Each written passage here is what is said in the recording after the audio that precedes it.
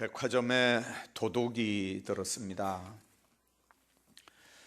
별로 활동이 이렇게 많지 않으니까 제법 시간이 흘렀고 드디어 비상벨이 울렸습니다.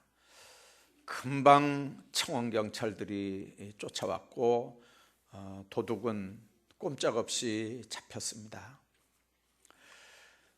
청원경찰들에 의해서 도둑이 결박이 되고 호송이 되고, 그리고 백화점 그 도둑이 움직였던 통로를 따라서 조사를 했는데 이상한 일들이 생겼습니다. 도둑이 들어오긴 들어왔는데 물건들을 만지는 걸 보긴 봤는데 그대로 다 있는 거예요. 하나도 없어진 게 없습니다. 하나도 물건들이 자리가 바뀌어진 것도 없습니다.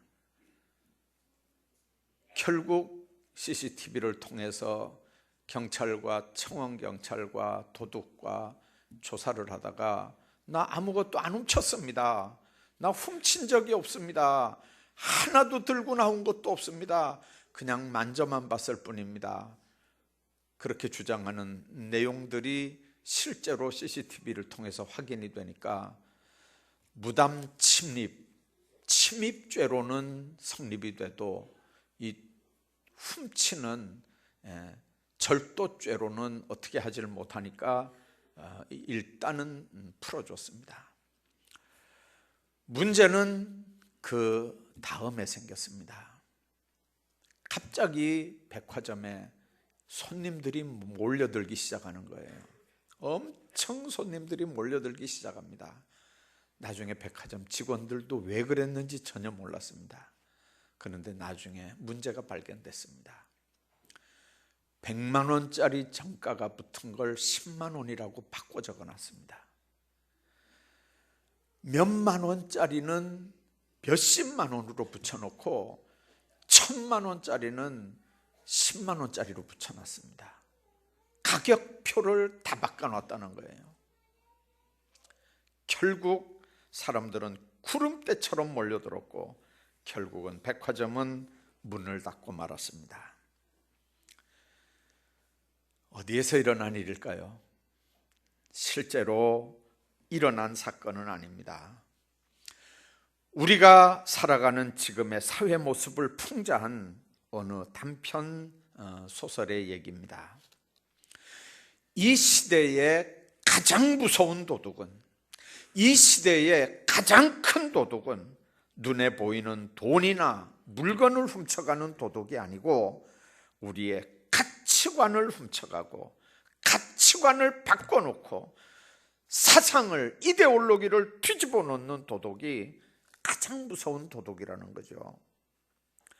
하나님의 말씀의 권위가 땅에 떨어지고 신앙이 무시되고, 그리고 돈과 권력과 명예와 건강이 최고의 가치가 되어버린 이 시대에 예수 믿고 신앙생활하는 사람들의 믿음의 우선순위는 하나님인 것 같고 예수님인 것 같아도 하나님도 아니고 예수님도 아니고 세상적인 어떤 것들이 그 삶의 가장 큰 우선순위를 점하고 있다면 그 사람은 예수 믿는다 할지라도, 그 사람은 하나님의 말씀으로 사는 사람이라 할지라도 삶에 뭔가가 문제가 있는 겁니다. 한국교회 사람들은 태초부터 초기 교회부터 새벽 예배를 시작했던 사람들입니다. 어떻게 보면 절에 다니는 사람들이 새벽 기도 갔던 그 습관 때문에 예수 믿고 교회 와도 아마 새벽 기도를 드렸지 않나 싶지만 성경적으로 보면 새벽에 깨어서 기도했던 많은 기록들이 있습니다. 이 사람들이 미국에 이민을 간다고 여러분들 그 새벽 기도하는 걸 안 하겠습니까?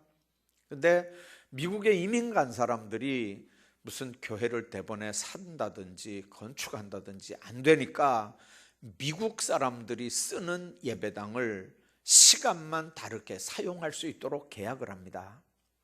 이제 그 사람들이 11시에 예배드리면 우리 한국 사람들은 뭐 2시에 예배드린다든지 이렇게 이제 계약을 해서 그 시간만 이렇게 쓰는데, 그 어떤 목사님이 계약을 하는 과정에서 뭐라고 계약을 했냐면 새벽 5시부터 7시까지 그리고 오후 2시까지 그렇게 계약을 했습니다. 미국 목사님이 깜짝 놀라서 새벽 5시입니까? 이랬어요. 새벽 5시입니까? 매일 새벽 5시란 말입니까? 이랬어요. 그래서 한국 목사님이 맞습니다. 매일 새벽 5시부터입니다. 그리고 주일날은 오후 2시에 씁니다. 그랬더니 그 미국 목사님이 그랬대요. 그러면 목사님이 매일 5시마다 새벽 설교를 하겠다는 얘기입니까? 그렇습니다.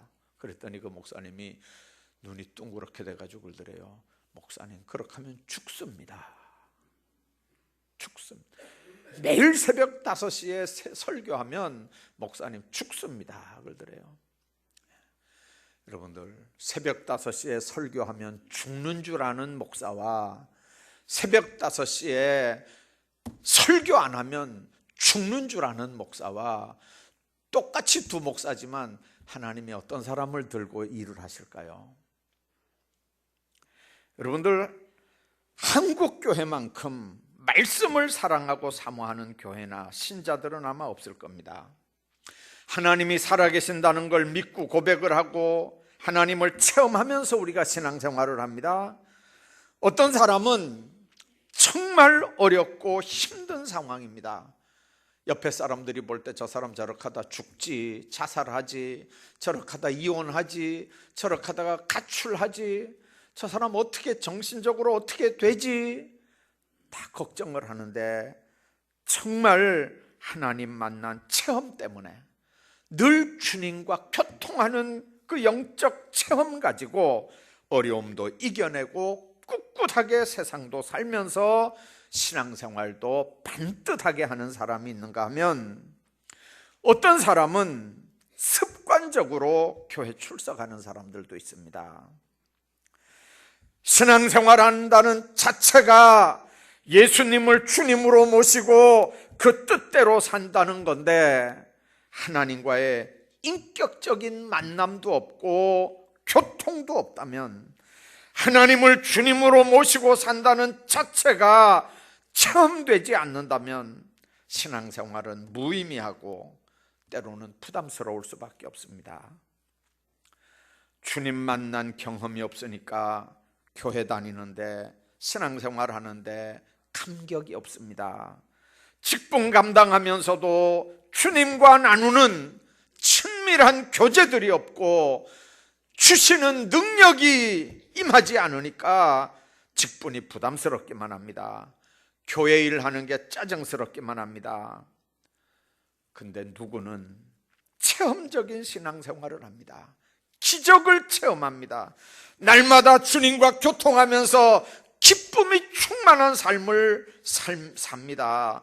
그런 신앙생활을 하는데, 누구는 같이 신앙생활하면서도 그런 체험이 없고 직분 감당하기가 어렵다면, 하나님을 처음에 만나는 거기서부터 신앙생활을 점검해야 되는 게 급선무입니다. 오히려 예수 오래 믿었다는 게, 오히려 직분이 뭐라는 게 주님 만나고 주님과 교통하는 일에 방해거리가 될 수 있습니다. 어떻게 주님을 만날까요?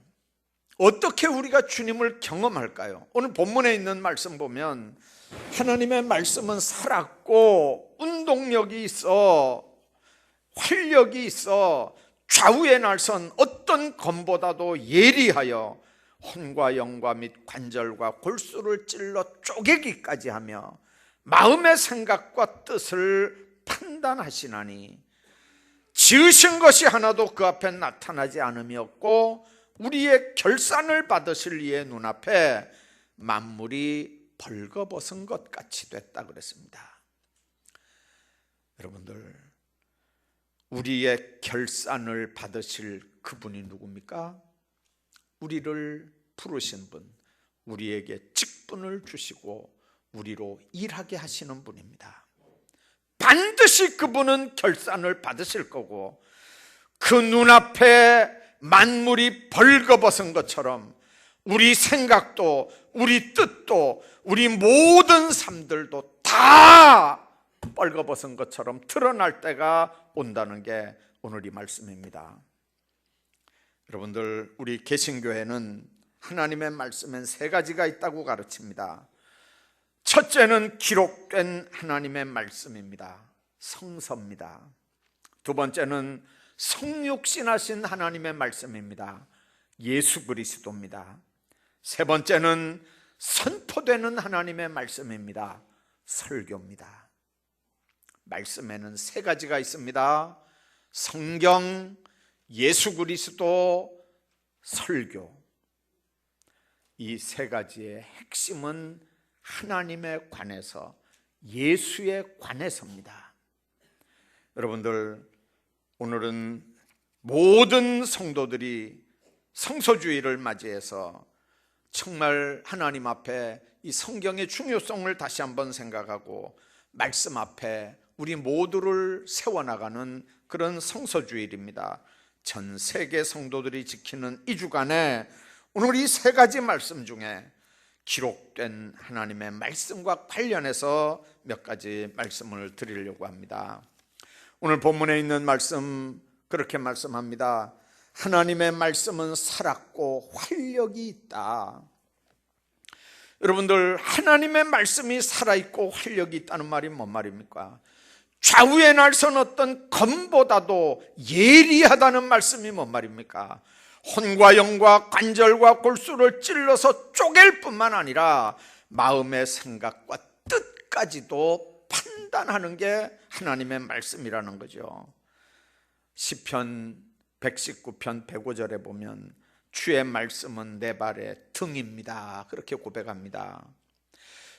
여러분들, 발의 등, 밤에 어둠 때문에 우리가 갈 바를 알지 못할 때 발이 걸려 넘어지지 않도록 그렇게 빛을 발하는 등불이라는 의미입니다.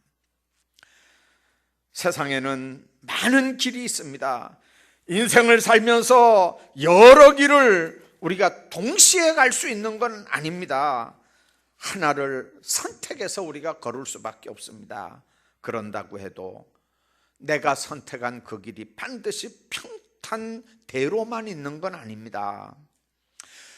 가다 보면 걸려서 넘어질 수밖에 없는 장애물도 있고, 발을 헛디뎌서 이렇게 빠질 수밖에 없는 구렁텅이들도 있고, 심지어는 우리를 빠뜨리려고 마귀가 파놓은 구덩이들도 있습니다. 여러분들, 만일 어둠 속에서 우리 발에 등불이 없다면, 하나님의 말씀을 우리가 모른다면 우리는 그 구렁텅이에 빠져서 실족할 수밖에 없습니다. 이런 얘기가 있습니다. 목사님들 모임에 어떤 목사님이 자기 실수한 얘기를 했어요. 내용이 이런 겁니다. 어떤 목사님이 이제 설교를 하는데 이렇게 설교를 했대요. 니고데모는 너 정말 예수님을 사랑하는 사람이었고 그 동네에 온다는 소문을 듣고 나가려고 작정을 한 그 동네의 유명한 세리였습니다. 근데 너무 키가 작아서 정작 예수님이 왔을 때는 뽕나무 위로 올라가서 예수님을 볼 수밖에 없었습니다. 그렇게 설교를 했대요. 우리 교회도 눈치채는 사람이 없네요. 근데 군데군데서 수근수근하기 시작했어요. 그러니까 이 목사님이 더 신이 났죠. 와, 이 설교에 사람들이 막 술렁술렁하니까 막 신이 나가지고 막 또 열심히 설교를 했어요. 그래서 그런데 예수님이 니고데모야 내려와라 이렇게 했다는 거죠. 내가 네 집에 거해야 되겠다고 이제 그렇게 막 설교를 하는데 사람들이 막 키키고 웃으니까 목사님이 가만히 보니까 아하, 이게 자기가 설교를 잘못한 거죠. 그래서 잘못했다 그랬으면 될 낀데 이 목사님이 순간 기치를 발휘했대요. 뭐라 그랬냐면 그때 짠 하고 삭개오가 나타났다는 거죠. 딱 삭개오가 나타났더니 니고데모야 내려와라, 그건 내 자리야, 이렇게 하더라는 거죠. 그래서 막 박수를 막 쳤대요. 근데 그 설교를 듣고 있던 목사님이 순간 이야, 이건 나도 우리 교회 가서 한번 해봐야 되겠다, 이렇게 딱 생각을 했대요. 그래가지고 목사님이 와가지고 이제 똑같이 그 목사님하고 설교를 했대요. 예수님이 어느 동네 들어오셨는데 그 동네의 세리장 니고데모가 예수님을 보고 싶어서 이렇게 왔습니다. 근데 니고데모가 키가 너무 적어가지고 이렇게 예수님을 보고 싶은데 못 보니까 결국 뽕나무 위로 올라갔습니다. 그러면서 한쪽에서 이제 좀 킥킥거리고 막 이렇게 이제 소리가 나올 걸 기대했는데 너무 조용하더라는 거예요. 교회가 그냥 막 조용하게 막 설교만 듣고 있더래요.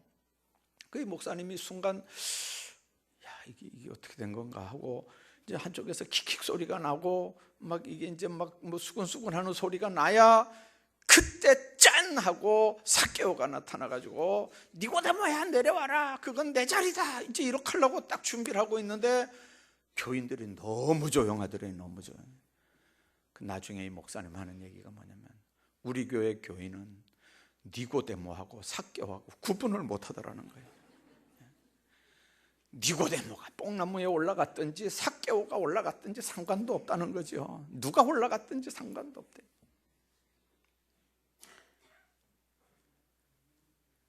여러분들 웃자고 하는 얘기 같지만 그러나 그 말씀 속에 우리는 참 슬픈 성도들의 현실을 우리가 보게 됩니다. 사실 성경은 하나님에 관한 올바른 사상, 인간에 관한 올바른 사상을 말하려고 기록한 책이 아닙니다. 하나님에 대해서 우리 인간들이 어떻게 하나님을 알아야 되느냐에 대한 얘기를 기록한 게 아니고 인간을 향한 하나님의 올바른 생각을 표현한 책이 성경입니다.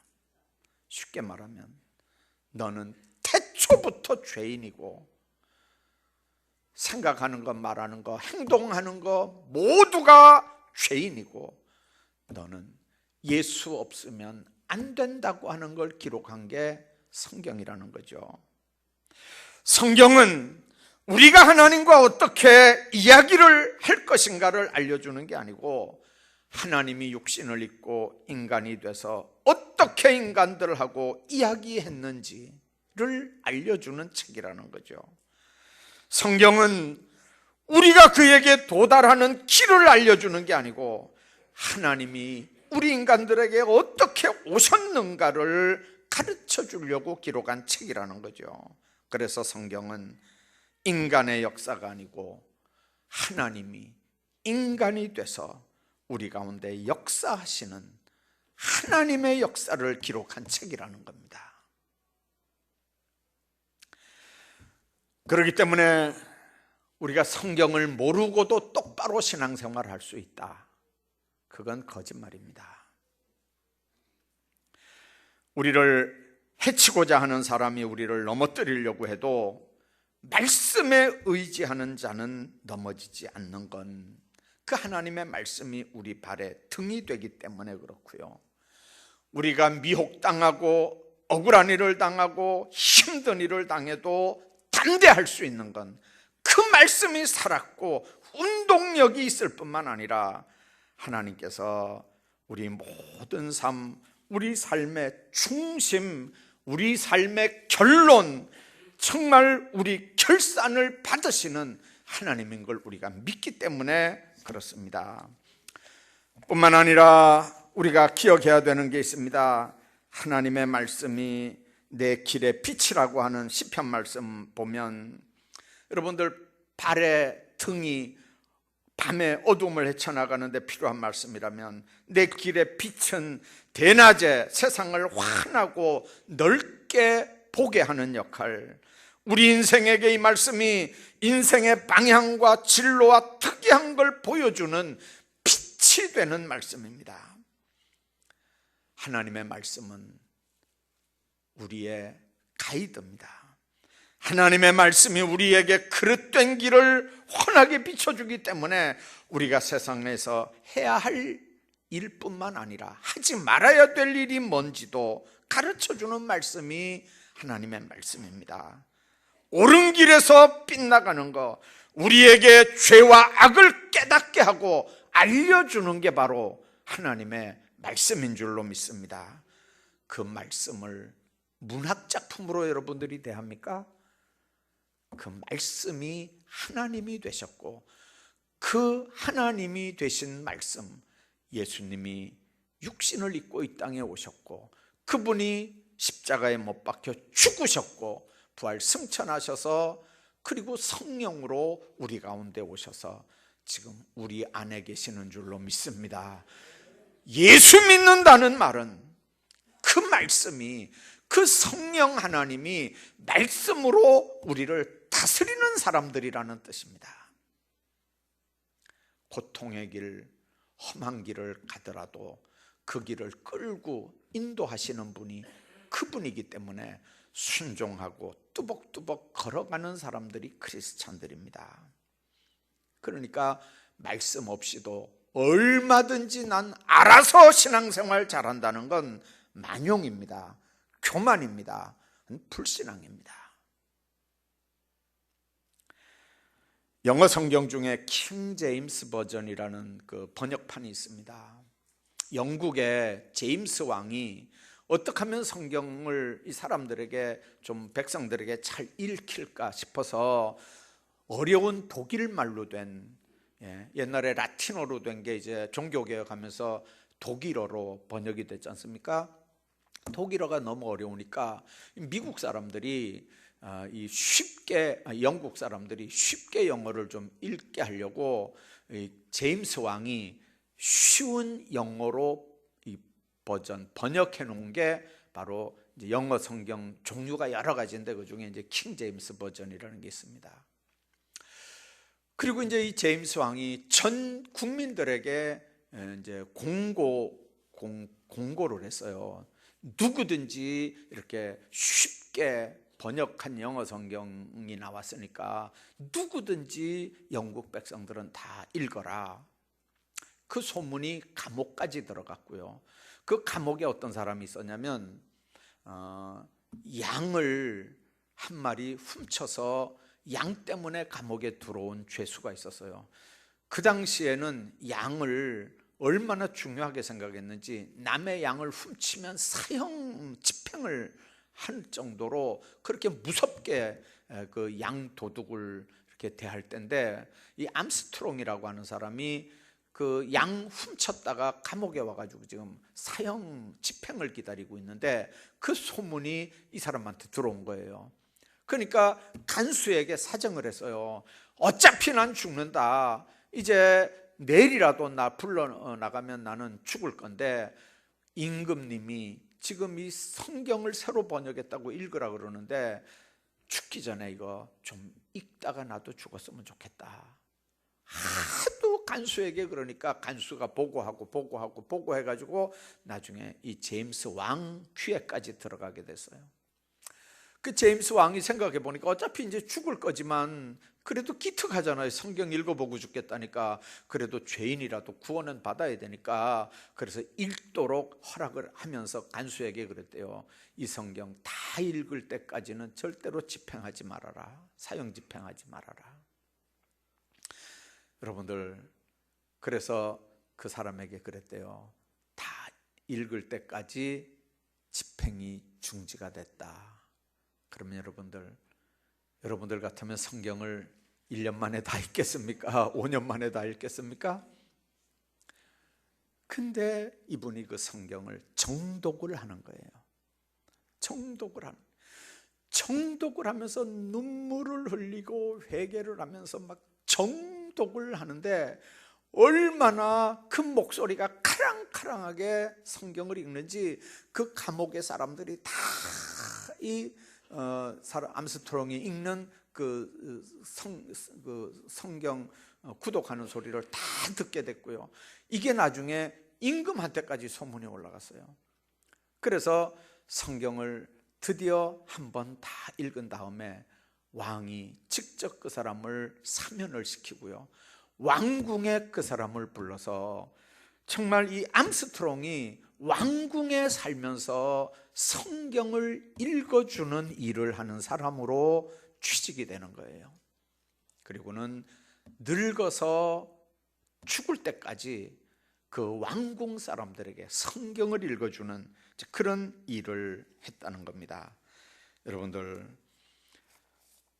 이 소식이 영국 전역에 퍼지게 됐습니다.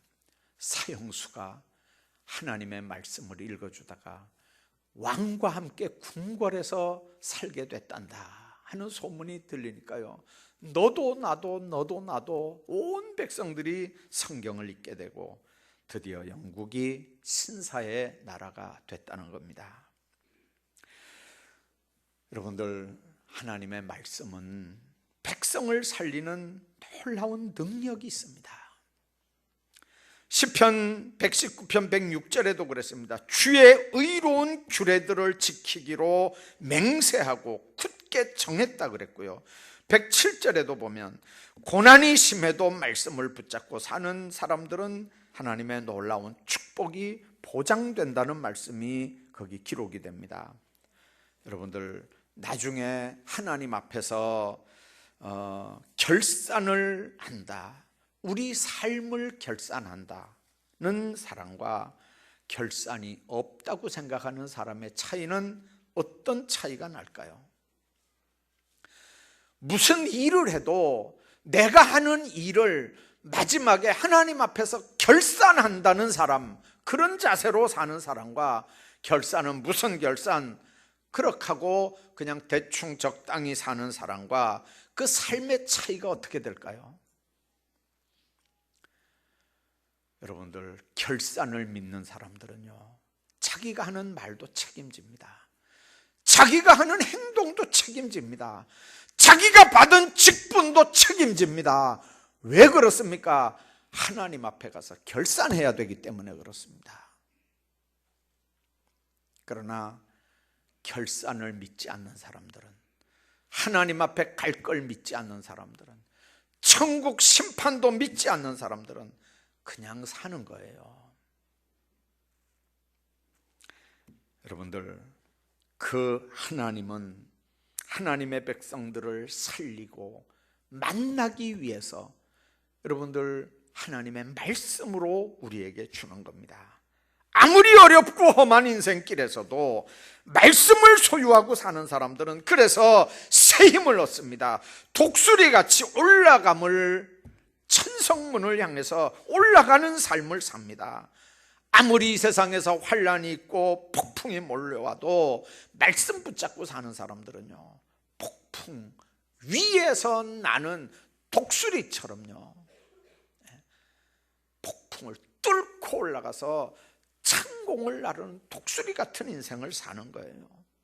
그게 말씀과 함께 말씀을 붙잡고 사는 하나님의 사람들의 힘입니다. 그래서 하나님의 말씀은 살았고 활력이 있다는 거예요.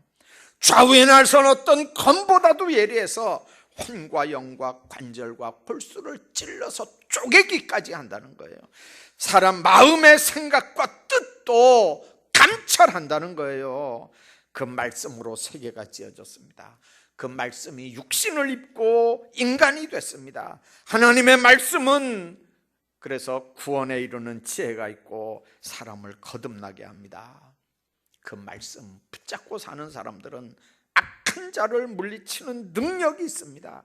죽은 자에게 생명을 주고 소성케 하는 능력이 있습니다. 말씀을 읽는 자, 말씀을 듣는 자, 말씀을 지키는 자들에게 축복이 약속되어 있습니다. 여러분들, 말씀은 성도들의 눈을 바꾸고요, 성도들의 삶을 바꿉니다. 거기에는 놀라운 세 가지 역사가 있습니다. 눈이 바뀐 성도는 긍정적인 태도로 세상을 보게 됩니다.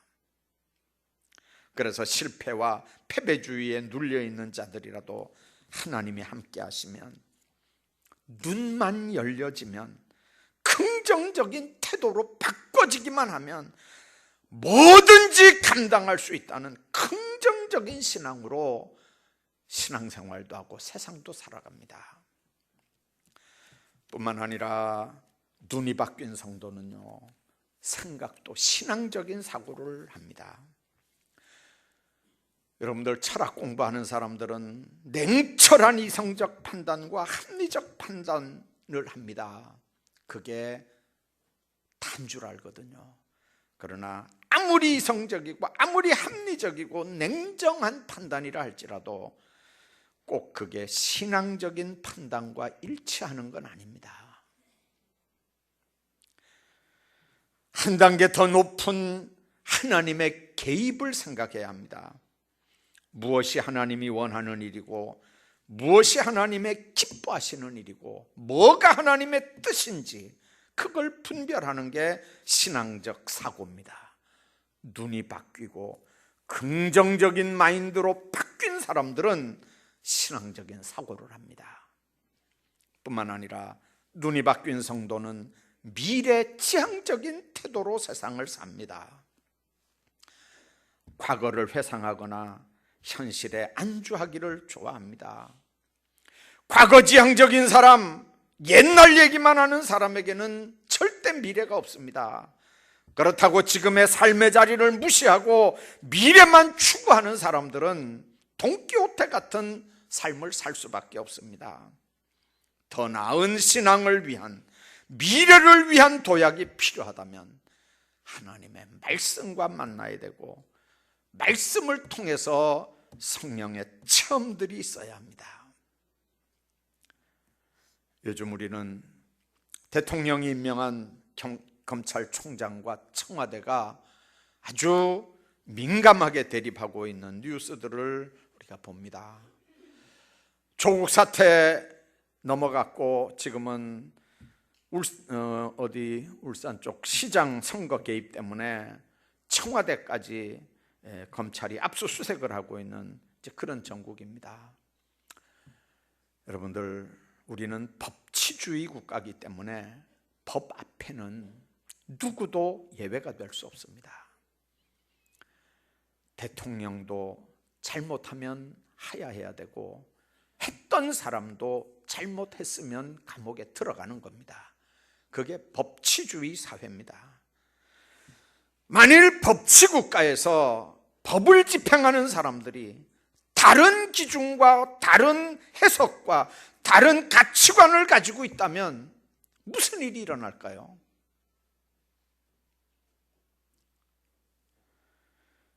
이 나라 꼴이 어떻게 되겠습니까? 신앙생활도 마찬가지입니다. 신앙생활의 근거는 성경입니다. 우리 삶의 기준도 성경입니다.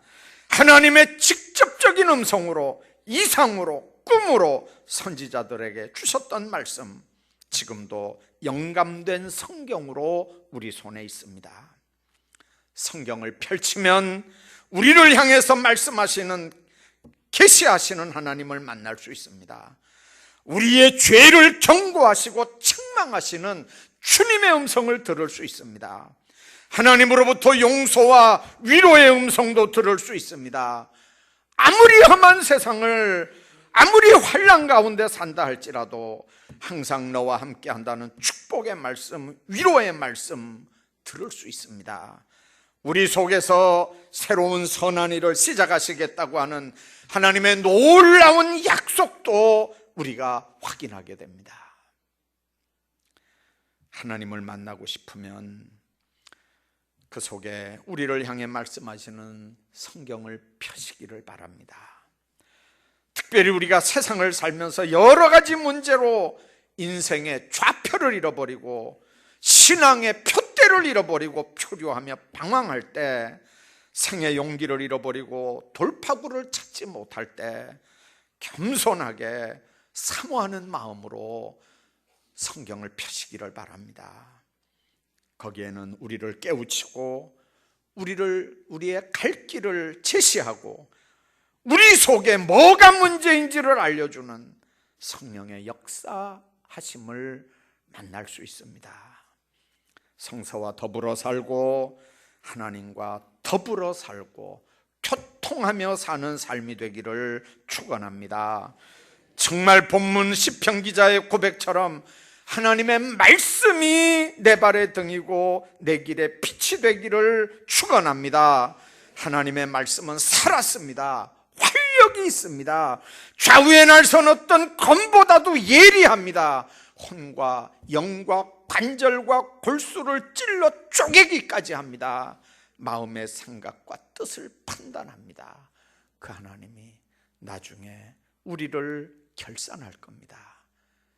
두렵고 떨리는 마음으로 하나님 앞에서 신앙생활 하시고 그렇게 한 해를 마무리하시기를 주의 이름으로 축복합니다.